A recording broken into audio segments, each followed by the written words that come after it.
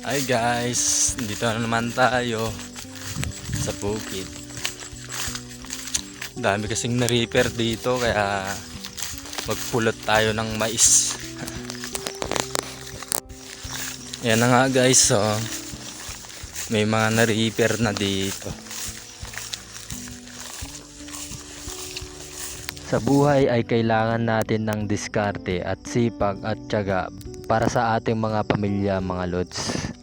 Bali, dito pala ako magpupulot sa mga dinaanan ng reaper dito sa mga gilid-gilid dahil maraming natumba dito. At ayan na nga mga lodsay, kung makikita nyo ay may nakukuha tayo na paisa-isa, pero pag pinagsama natin yan ay marami na rin yan mga lods. At dahil nga medyo marami na yung napulot natin dyan mga lods, ay binalatan ko muna yung mais dyan. Kung mapapansin nyo ay medyo marami-rami na rin yung nakuha natin.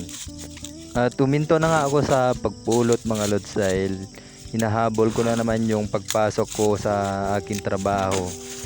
At kahit papano nga mga lods ay nakakadiskarte pa rin tayo.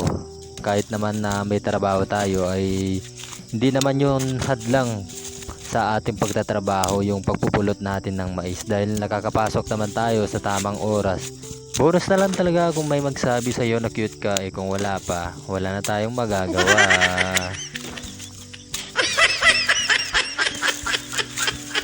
At medyo natatagalan din tayo sa pagbabalat ng mais dahil marami tayong napulot kanina mga lods. Okay na yung napulot natin dito, marami-rami na rin to, at saka di din naman natin mabubuhat kung mapupuno yung sako dahil malayo itong bukid sa bahay.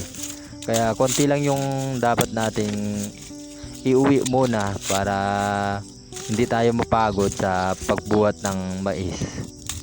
Kailangan talaga natin ng sipag, tiyaga sa buhay para sa ating kinabukasan mga lods.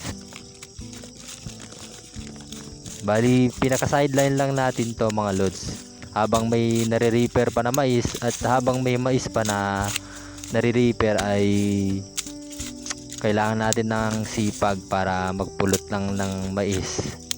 Kasi hindi naman hadlang talaga to para sa ating trabaho yung pagpupulot ng mais. Dahil pumupunta naman tayo dito sa bukid para tignan yung ating alagang baka.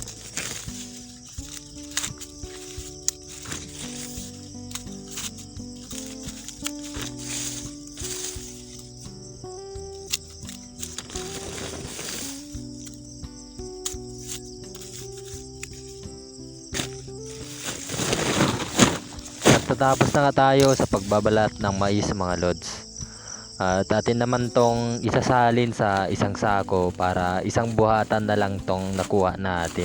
Sakto lang pala yung nakuha natin na mais diyan mga lods dahil nga malayo-layo pa yung ating lalakarin ay sakto lang sa ating pagbubuhat dahil nakakapagod din naman kasi yung marami kang nakuha at marami ka din bubuhatin, kaya mas maganda na yung ganyan lang mga lods.